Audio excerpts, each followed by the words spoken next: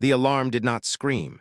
It hummed, low and uncertain, like the ship itself was afraid of being heard. Ethan Hale floated near the breech console, jaw tight, fingers shaking as he counted the seconds between pulses and wondered which mistake had brought him here. This was supposed to be routine. A quiet escort, a scan-and-leave operation on the edge of a royal system that humans were barely allowed to enter. Now his heartbeat thundered louder than the engines, and the corridor lights dimmed as if the ship had decided to hold its breath with him. Ethan had learned long ago that fear did not announce itself dramatically.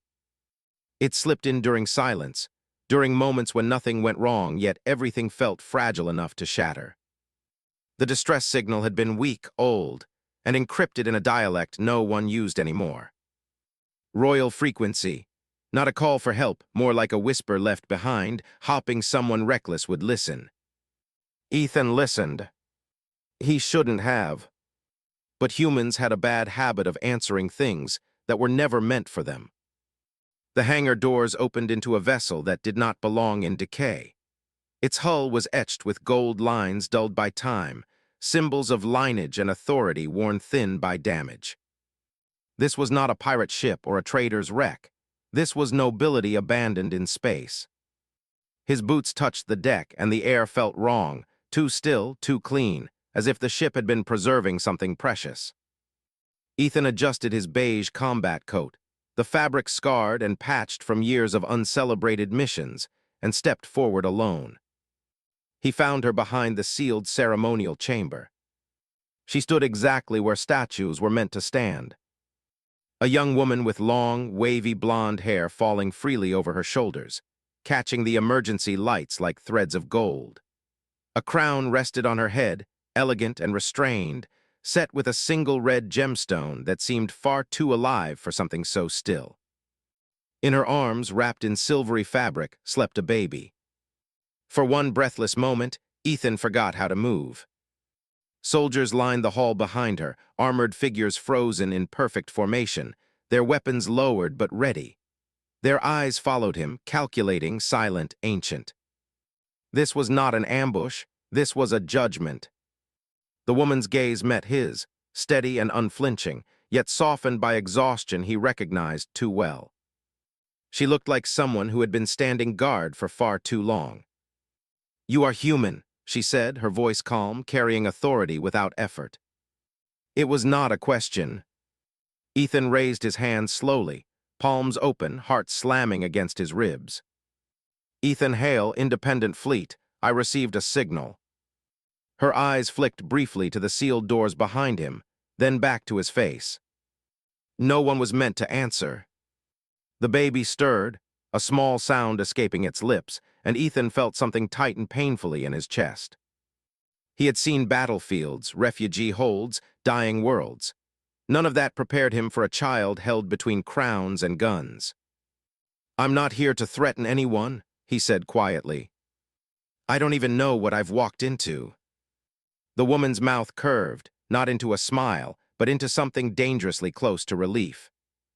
"Then you are exactly who fate chose." She stepped forward, armor flowing like fabric despite its strength, gold accents, catching the light as soldiers parted to let her pass. Up close, Ethan could see the strain in her posture, the faint tremor she hid with practiced grace. "I am Lyra," she said, "daughter of Queen Meles of the Aurelian Reach." The name struck him harder than any weapon. Aurelian royalty did not drift helplessly through space. Lyra adjusted the infant slightly, her touch gentle beyond belief. "This is my son." Ethan swallowed. "Your son?" Her eyes hardened not with anger, but with something far heavier. "My mother is dead. The court has fractured, and every power in this sector would kill this child to claim a throne that no longer stands clean." The soldiers behind her shifted, metal whispering against metal. Ethan felt the weight of 1,000 unspoken orders hanging in the air. "And you sent a distress call?" he asked. Lyra nodded once. "To a species not bound by our laws, to someone without reason to betray us." "That's a dangerous gamble," Ethan said. "Yes," she replied softly, but humans are known for impossible choices. She looked down at the baby, then back at him, eyes sharp with resolve and fear braided together. I need you to take us through a blockade that would destroy my fleet on sight. Ethan stared at the child, at the crown, at the soldiers who would die without hesitation. This mission had already turned into something else entirely. And if I say no, he asked. Lyra stepped closer, close enough that he could feel the warmth of her presence, the quiet strength holding her upright. Then history ends here. The engines outside groaned as unseen forces closed in. Ethan realized, with a sinking certainty, that routine missions were lies people told themselves before destiny noticed them. And destiny had just locked eyes with him. Ethan's fingers trembled as he ran them along the cold railing of the chamber. The sunlight streaming through the enormous windows struck Lyra's crown, making the red gemstone flare like a warning. He hadn't expected to find royalty alone in space, let alone a mother cradling a child in the middle of what looked like a battlefield frozen in time. Lyra led him down a corridor lined with golden symbols and banners that whispered forgotten history. The soldiers behind her moved with the grace of living statues, and every step Ethan took felt heavier than the last. He could feel the tension in the air, as if the walls themselves were aware of what he carried. An outsider, unbound by their codes, untested in their politics. "We need to move quickly," Lyra said, her voice steady but low. "There's a faction in the outer system that won't hesitate to intercept us. They want the child, they want the throne, and they'll do anything to erase witnesses." Ethan swallowed. Then why stay here at all? Why not escape immediately? Lyra's gaze lingered on a sealed door, the golden etchings catching the light. "Because the truth is here, the history of my people. If I leave without understanding it, I'll carry only the weight of fear and not the responsibility of legacy." They entered a circular chamber at the heart of the ship. Holographic projections flickered to life at the touch of Lyra's hand, painting the room in faint blue light. Star maps, royal decrees, and battle logs hovered in the air. Ethan blinked, overwhelmed. He had been trained to react quickly, but he had never been trained for this. The combination of responsibility, danger, and fragile innocence in Lyra's arms. She approached a console, her fingers dancing across symbols with a precision Ethan could not hope to understand. "This child," she said, her voice trembling slightly, "carries more than bloodline. He carries the hope of uniting our people, and yet the same people will betray us if they think power lies in their hands." Ethan looked at the baby, sleeping peacefully despite the tension surrounding them. "And you expect me to just help you?" Lyra's eyes met his, intense and unwavering. "Yes, because you see us as humans see themselves, not as rulers or pawns. You make choices based on instinct, honor, and morality, not ambition or fear." Ethan felt a strange ache in his chest, a pull he couldn't name. He had survived countless missions, walked through fire and debris, but this was different. Protecting a child and a queen's daughter meant more than his own life. It meant holding the future of an entire civilization in his hands. A low rumble shook the chamber. The projections flickered violently. Soldiers outside shouted, their metallic voices echoing through the corridors. Ethan's hand instinctively went to his sidearm. "They found us sooner than I thought," Lyra said, her calm tone giving way to a flash of panic. She adjusted the baby, holding him closer. "We need to reach the hangar. There's a vessel beneath this ship that can slip through their patrols, but it won't be easy." Ethan nodded, his mind sharpening. This was no longer a simple escort mission. Every second counted. Every decision could mean life or death, not just for him, but for Lyra, her son, and the people who had entrusted their survival to her courage. They moved swiftly through hidden stairways and secret passages, avoiding patrols that glided through the hallways like shadows. Ethan noticed the subtle strength in Lyra's movements, the way her armor shifted without a sound, the way she cradled the baby with a combination of tenderness and readiness. He realized, with a mix of awe and apprehension, that she was more than a princess. She was a warrior molded by duty and loss. At a junction, they paused. Lyra pressed her finger to a panel, revealing a narrow airlock. "This leads to the vessel," she whispered. But the entrance is guarded. You'll need to create a distraction. Ethan's heart raced. He was trained for infiltration and sabotage, but never with civilians or royalty at stake. And if I fail? Lyra looked at him, her gaze steady, unwavering. Then we all fail, and everything we fight for ends before it begins. Outside, he could hear the faint hum of pursuit drawing closer, the echo of armored boots and clashing metal. He realized that, for the first time in a long time, he wasn't just running a mission. He was running for something far more fragile: trust, hope, and the fragile bond forming between himself and a princess who dared to rely on him. Ethan swallowed. "Then let's move," he said. Lyra gave him the briefest nod, adjusting the baby once more. Together, they stepped into the shadows, where every moment was a gamble and every heartbeat a promise. Unseen beyond the walls of the chamber, a pair of eyes watched them, a silent observer with plans Ethan couldn't yet imagine. And as the first alarms of pursuit rang through the ship, both Ethan and Lyra realized the real danger wasn't just surviving. It was surviving while keeping their fragile trust intact. A shadow moved across the hall. Someone, or something, was already waiting at the hangar, and Ethan felt the first real chill of fear that wasn't his own. The mission was no longer routine. The question hung between them: who could be trusted and who was already betraying them? The airlock hissed open, cold metal biting at Ethan's gloves as he led the way down the narrow passage. Lyra's small hand brushed his arm for balance, and the baby cooed softly in her arms.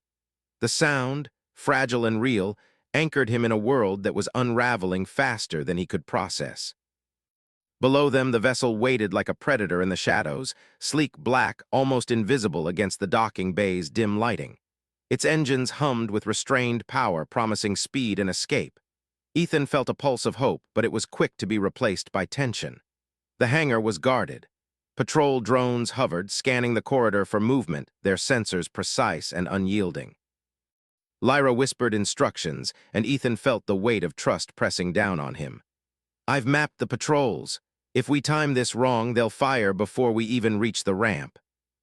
He nodded. "Then we don't get it wrong." Ethan took a deep breath, his eyes scanning the shadows. Timing was everything. One wrong step, and the baby, Lyra, and he would be sitting targets. He had done impossible missions before, but never one where failure carried this level of heartbreak. At the first patrol's blind spot, he sprinted, Lyra following close. The baby yawned, oblivious to danger, and Ethan felt an odd mix of terror and responsibility twist inside him. The corridor turned sharply, and a drone's sensor caught a shadow. Red lights flashed. "Now," he shouted. Lyra rolled behind a column, and Ethan pulled a small charge from his belt, tossing it toward the opposite end. It detonated with a muffled thump, drawing the drone's attention. Lights danced violently across the walls. In the chaos, they dashed, their hearts hammering in unison. They reached the vessel just as more patrols turned the corner. Ethan slammed the hatch, sealing them inside. The engines roared, and the ship lurched forward, escaping the hangar just as the first shots rang out behind them. Lyra exhaled sharply, clutching her son. That was too close. Ethan's chest heaved. "It's only the beginning." The vessel's cockpit revealed their new challenge: navigation. Star charts flickered, showing a blockade hundreds of kilometers ahead. Human-made ships? No, alien, heavily armed, and poised to destroy anything that crossed their path. Ethan gritted his teeth. Routine was dead. Survival was now. "I can't fight them alone," Ethan said, fingers flying over the controls. "If we make it past, we make it alive, but we'll need to outthink them." Lyra leaned over, her hand brushing his. "You won't be alone. I trust you. I don't trust easily, Ethan, but right now I do." The weight of her words hit him harder than any enemy fire. He had been trained to lead, to survive, to fight, but trust. That was dangerous. Trust could kill faster than any plasma cannon, yet he felt something shift inside him, a connection born in chaos and fear, fragile but real. The blockade loomed ahead. Ships with sleek black hulls bristling with weapons formed a wall. Ethan studied the formations, his mind racing. They were predictable, methodical, confident in their superiority, but they weren't human, and humans thrived on improvisation. Hold on, Ethan said, heart hammering. We're going to weave through. Lyra tightened her grip on the baby, her eyes sharp with resolve. Do it. For him, for us. Ethan triggered the vessel's decoys, small energy pulses that mimicked ship signatures. The enemy sensors flared, scanning in confusion. He guided the ship through narrow gaps, weaving left and right, feeling the engines scream with effort. Every second brought them closer to freedom, and every second brought the enemy closer to noticing. A sudden jolt rocked the vessel. Ethan swore under his breath. A missile streaked past, scorching the hull mere meters away. Lyra gasped, clutching the baby to her chest. The tiny human life in her arms made him angrier than he had been in years. He fought with precision, maneuvering them through a sudden gap, narrowly avoiding the blockade's concentrated fire. Then silence. They had made it through. Stars stretched endlessly before them, untouched and vast. Ethan exhaled, feeling the tension in his shoulders finally begin to ease. Lyra looked at him, her expression softening, almost like sunlight breaking through storm clouds. The baby stirred, reaching a tiny hand toward Ethan, and for a brief, fleeting moment he felt something he hadn't in years: hope. But that moment was fragile, too fragile. From the shadows of the fleeing blockade, a silent ship detached, faster than the others, and began tailing them. Ethan's gut twisted. They were not yet safe. Lyra noticed it too, her hand tightening on the baby. "We've been followed," she said quietly. Ethan stared ahead, jaw clenched. "Then it's not over, and it's going to get worse before it gets better." The vessel surged forward, stars streaking into lines as they jumped into near-light speed. Both knew the journey ahead would test them, not just as allies, but as people bound together by circumstance and choice. And in the quiet hum of the engines, a new bond began to form, one that neither time nor space could easily break. Above them, the shadow of the tailing ship glimmered in the darkness, waiting. And somewhere deep in Lyra's mind, a question formed. Could she trust him with more than survival? Could she trust him with everything? The answer hung, unspoken, in the silent vacuum of space. And the real test had only just begun. The vessel vibrated under Ethan's hands as he guided it through the starlit void. Stars stretched into long streaks outside the cockpit windows, and yet the shadow of pursuit never left. He could feel it, a cold, patient weight pressing against them from light years away. Lyra sat close, her arms around the baby, her eyes fixed on the display. For a moment, she seemed smaller than her armor suggested, a young woman carrying the weight of a fractured kingdom and a sleeping child. Ethan wanted to tell her to rest, to breathe, but every instinct screamed that this was no time for softness. The tailing ship shifted, a sleek black silhouette darting in and out of detection range. It was faster than anything Ethan had flown, built for one purpose: to capture, kill, and control. "We can't outrun them forever," Ethan said quietly, voice tight. "They'll corner us." Lyra's fingers tightened around the baby. "Then we fight smarter, not harder." Ethan glanced at her. She wasn't just a princess or a mother. She was a strategist, a leader molded in shadows, and he realized that for all his experience in combat, he had underestimated her. Her gaze held both fear and determination, a dangerous combination for anyone who dared follow her. He began recalculating. There was an asteroid field ahead, narrow, jagged, and deadly. Most pilots would avoid it at all costs, but Ethan saw it as an opportunity. He could guide them through, force the tailing ship into riskier maneuvers, and perhaps shake it off.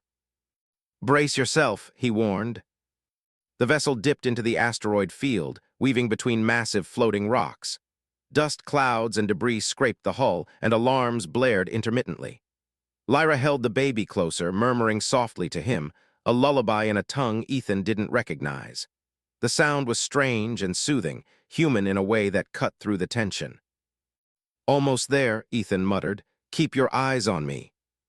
A rock scraped the wingtip, sending a shower of sparks across the console. The tailing ship followed, reckless and hungry, but Ethan's plan was working. The jagged maze slowed it down, forcing tight turns that threatened to tear its hull apart. Lyra's voice broke through his focus. "Ethan, why are you risking yourself for us?" He glanced at her, startled. She wasn't accusing, she was genuinely curious. Because no one else will, he said, voice low. Because if I fail, you and him don't deserve this, and because I can't just let you walk into their hands. Her eyes softened for the briefest instant. He hadn't expected gratitude. He hadn't expected vulnerability either. Yet in that moment, he realized they were no longer just allies in survival. They were two people caught in a storm of politics, danger, and fragile trust, each leaning on the other in ways neither could admit aloud. The tailing ship fired. Lasers cut through the debris, striking dangerously close. Ethan maneuvered sharply, dodging just enough to stay safe, but the vessel shuddered under the near misses. Lyra murmured to the baby, who giggled faintly despite the chaos. Ethan couldn't believe it, life, stubborn and innocent, continuing amidst the peril. He felt a surge of protectiveness that went beyond duty. A sudden gap appeared in the asteroid field. Ethan accelerated, weaving through, hopping to buy a few more moments. But the tailing ship adapted, moving faster than he anticipated. They weren't out of danger yet. Lyra's hand brushed his shoulder, a brief touch that sent an unfamiliar warmth through him. "Trust me," she said, voice quiet but firm. He nodded, understanding. Not just her words, but her presence, her courage, and the unspoken bond forming in the cockpit. They weren't just surviving, they were choosing to survive together. Ethan adjusted the thrusters, preparing for the final maneuver through the asteroid choke point. He glanced at Lyra. Her determination was unyielding, her fear hidden beneath layers of responsibility. And yet in that gaze he saw something more, a flicker of trust, fragile and dangerous, daring him to accept it. The tailing ship hesitated, miscalculating the gap. A sharp rock tore through its hull and sparks exploded into the void. Ethan pushed the vessel forward, hearts pounding in sync with the engines. They emerged from the asteroid field into open space. For a heartbeat, there was relief, almost too sweet to allow. Lyra held the baby close, letting out a breath she hadn't realized she was holding. But space offered no real safety. Ethan knew it. Behind them, the wreck of the enemy ship floated, but others would come. This was only the beginning. Lyra looked at him, eyes searching. "How much longer, Ethan? How far can we run?" He swallowed hard. "Far enough to regroup, but we won't be alone. They'll keep coming, and next time." He didn't finish. Words failed him. The silence was heavy, charged with something unspoken, a warning, a promise, and maybe a question of whether either of them was ready for what was coming. Above the vast stars, the shadow of pursuit lingered still, patient, watching, waiting. And Ethan realized that their survival depended not only on skill and speed, but on the fragile bond now threading them together, a bond neither of them could afford to break.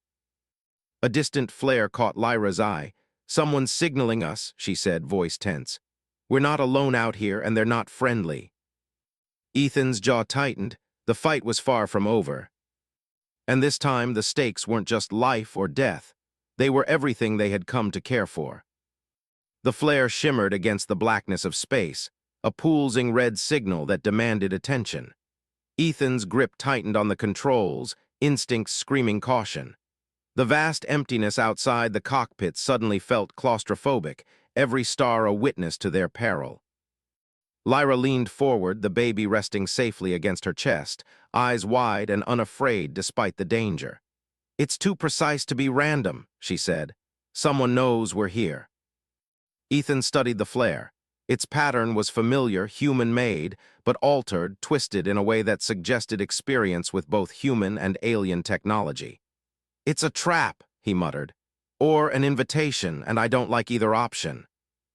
The vessel shivered as distant engines approached, faster than anything Ethan had tracked before. He realized instantly. They weren't alone, and whoever was out here wasn't part of the blockade they had just escaped. "Lyra, stay low," he instructed, voice taut. "If they fire, don't move the baby until I tell you." She nodded, jaw tight, her golden crown glinting faintly in the cockpit lights. For a moment she seemed vulnerable, but only for a moment. Her hands tightened around the baby, determination blazing in her eyes. A sleek ship emerged from the darkness, its hull glinting like polished obsidian. Ethan tensed. The pilot hailed them immediately. The voice, calm but commanding, crackled over the comm. "Human craft, halt immediately." I mean no harm, but I cannot allow you to continue unescorted. Ethan's brow furrowed. Who are you? The reply was clipped precise. Name is Kale, independent operative. I've been tracking your pursuers. They're not here for ransom. They want eradication. You, your passenger, and the princess are targets of a covert war council within the Aurelian Reach. They will not stop. Lyra's lips parted slightly, surprise flickering across her face. You know about them. Kale's ship moved closer, positioning itself beside Ethan. I know enough. I can get you past the next checkpoint, but it will cost trust, because I cannot be bound by your rules or your assurances. Ethan glanced at Lyra. The baby stirred, cooing softly. He could feel her tension radiating in waves. Can we trust him? He asked quietly. Lyra's gaze didn't waver. We don't have a choice. Ethan gritted his teeth, understanding the reality. The galaxy had a way of forcing impossible decisions, and right now they had no choice but to rely on a stranger. Someone whose allegiances were unknown, whose motives might shift with the tide of battle. Kale hailed them again. I'll guide you, but I fly fast and mistakes will be fatal. Can you keep up? Ethan nodded. We'll follow your lead, but know this, if anything happens to her or that child, I will not forgive. Kale's voice softened slightly, almost human in its edge. Understood. The two ships moved in tandem, weaving through asteroid belts and solar debris. The journey was tense, each shadow, each flare of distant light potentially signaling danger. Ethan's hands never left the controls, eyes scanning the void, calculating every move. Lyra murmured soft words to the baby, offering comfort while stealing glances at Ethan. A sudden burst of energy flared behind them, an attack. The blockade's ships had caught up. Missiles streaked past, forcing Ethan and Kale to dive and dodge in near-perfect sync. The baby cried, startling Ethan more than the laser fire.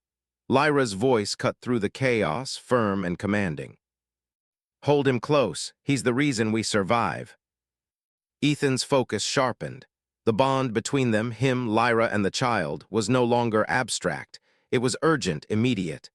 Every maneuver, every evasive turn was fueled not just by training, but by something primal, the need to protect what mattered. Kale spoke, guiding them through a narrow passage near a drifting moon. Here, we can lose them if you trust my timing. Ethan's pulse raced. He glanced at Lyra. Her eyes met his, silent communication passing between them. In this instant, words were unnecessary. Trust was their only option. The vessel surged forward, narrowly slipping through the debris field. Behind them, the enemy's ships scattered, unable to follow the complex route. Ethan exhaled, tension draining in shallow bursts. Lyra looked at him, a faint smile tugging at her lips. You're not just a soldier, are you? He shook his head, half smiling. Not anymore. I'm a guardian, and you're making me one against my better judgment. The baby cooed again, and Ethan realized that in the chaos, amidst war and betrayal, they had found something rare. A fragile, impossible pocket of safety. But Kale's ship remained nearby, silent and watchful. Ethan knew instinctively that their ally carried secrets of his own. Secrets that could either save them or unravel everything in a heartbeat. As stars blurred past, Ethan felt the weight of responsibility pressing harder than ever. The mission was no longer simple. The stakes were no longer just survival. They were legacy, trust, and the kind of fragile hope that could ignite a revolution or destroy them all. And in the stillness of space, with Lyra and the baby beside him, Ethan understood one unshakable truth. The fight had only begun. Beyond the next horizon, enemies waited, and choices would come with costs that no training could prepare them for. The first true test of loyalty, courage, and hearts intertwined was about to begin. The three ships moved in tense formation through the dark expanse of space. Kale's silent presence beside Ethan was both a relief and a threat. Reassuring, because he clearly knew the territory, but unsettling, because trust was a fragile thing in a galaxy built on betrayal. Lyra leaned against the cockpit wall, the baby cradled against her chest, eyes half closed but alert. She was silent for the first time in hours, her usual composure replaced by quiet calculation. Ethan noticed the subtle way her jaw clenched whenever Kale adjusted his position. She was always aware, always measuring. "They're after more than just the child," Lyra said suddenly, breaking the tense quiet. Her voice was low but urgent. "The War Council doesn't want a simple heir. They want to erase any trace of Maylee's reign. They're trying to destroy history itself. Anyone who knows the truth about my mother is a target." Ethan's pulse quickened. He had known they were in danger, but this was something different. "So it's not just survival anymore, it's preservation." Lyra nodded, eyes distant. "Yes, if they succeed, the entire Aurelian line will vanish, and with it the hope of peace in this sector." Kale's voice cut through, calm and clipped. "Then we need to strike before they consolidate power. They'll move against anyone assisting you next." Ethan's fingers tightened on the controls. "You're suggesting offense." Kale didn't flinch. "Not reckless attack, surgical strikes, disruption. We hit the Council's communications first, make them scramble, then we make for safe space." Lyra's gaze shifted between them, her lips pressed into a thin line. "And what about the people who might be caught in the crossfire? Innocents." Kale's jaw tightened. "Collateral damage will be minimal, but war always has a price." The baby stirred, cooing softly, and Ethan glanced at Lyra. For all her tactical precision and command, she softened for this child. In that moment, she wasn't a princess or a strategist. She was simply a mother, vulnerable yet resolute. Ethan realized that protecting her wasn't just about duty, it was about connection, and something unspoken began to form between them, stronger with every shared risk. Hours passed as they navigated hidden jump points, evading patrols and surveillance. The closer they got to the Council's inner systems, the more the tension thickened. Every shadow could conceal an enemy, every flare could be a trap. Ethan's hands moved almost without thought, guided by instinct honed through countless missions, but now paired with the weight of two lives that mattered more than his own. Then the comms crackled, a garbled message cutting through the hum of the engines. Lyra's eyes widened. "It's a warning," she whispered. "They know we've entered their space." Ethan adjusted course. "Kale, we need to move faster. Engage their communications relay before they lock us down." The next moments were chaos. Laser flares, energy pulses, and the distant hum of automated defense grids lit the void like deadly fireworks. Kale's piloting was precise, Ethan's coordination flawless, and Lyra's calm guidance over the baby allowed them to move as one unit. They reached the relay station, a floating lattice of metal and energy shields. Ethan's stomach knotted as Kale readied the strike. "Once we disable it, alarms will go off," he said. "You need to be ready." Lyra's hand brushed Ethan's arm. "We'll make it," she said softly, a rare vulnerability breaking through. "Together." The strike was surgical. Energy beams lanced through the relay's defenses, cutting communications and sending a cascade of sparks across the void. Sirens blared, but their path to escape opened, at least for the moment. As the three ships darted away, Lyra's eyes met Ethan. "You've risked everything for us," she said. Her voice carried weight, emotion, and something more, a fragile trust that had grown in the space of a few harrowing hours. Ethan exhaled, realizing how deeply he cared, not just about survival, but about her, the child, and the fragile hope they represented. "I couldn't do anything else," he said quietly. "Not after meeting him or you."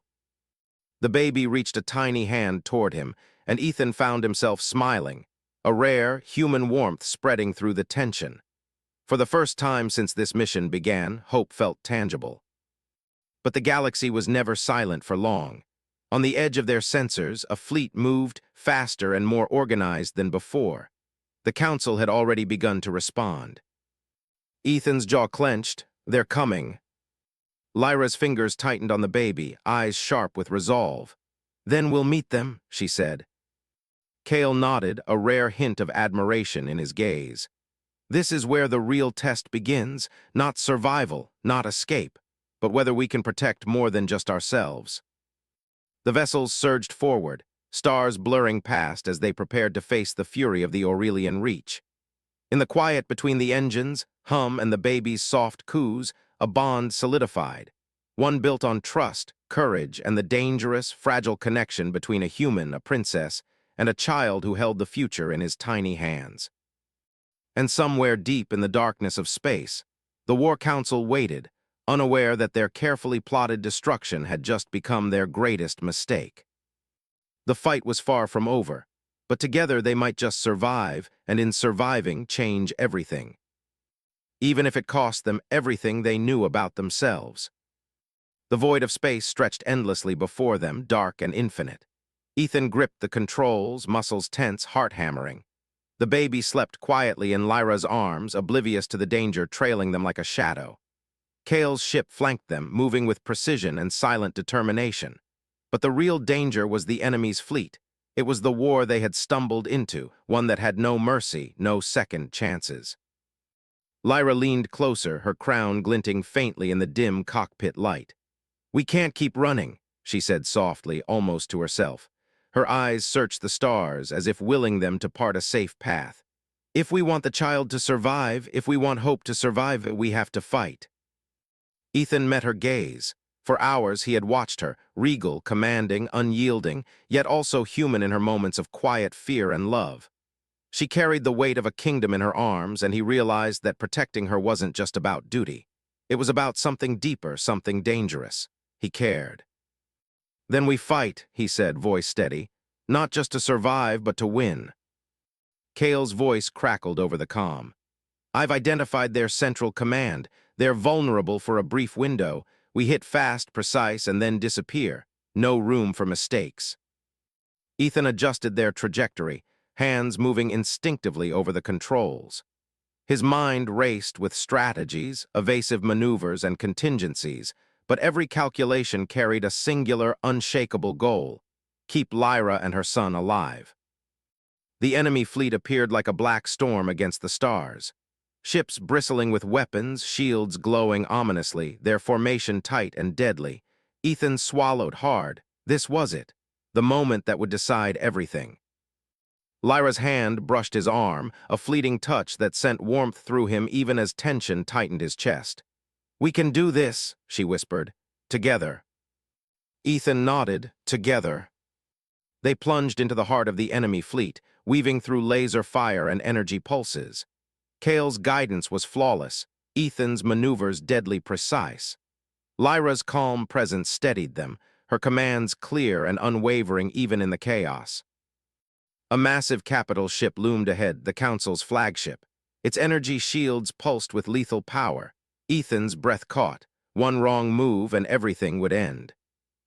"Focus on the relay nodes," Kale instructed. "Take out the shields first. We can't face them head-on."